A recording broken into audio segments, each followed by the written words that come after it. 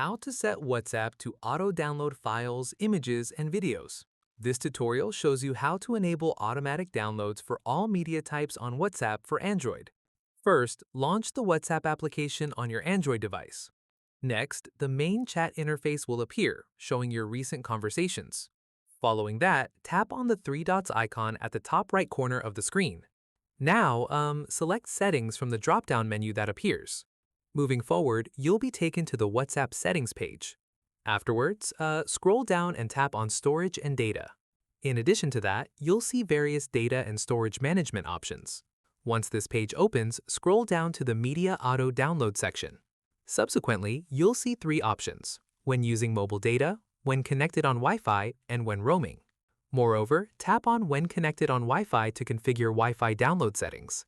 Afterwards, you'll see checkboxes for photos, videos, audio, and documents. Then, check all the boxes to enable auto-download for all media types. Within this section, you can leave them all selected for automatic downloads. Alternatively, tap on OK to save your Wi-Fi download preferences. When saved, go back and tap on When using mobile data. Then, select the media types you want to auto-download on mobile data.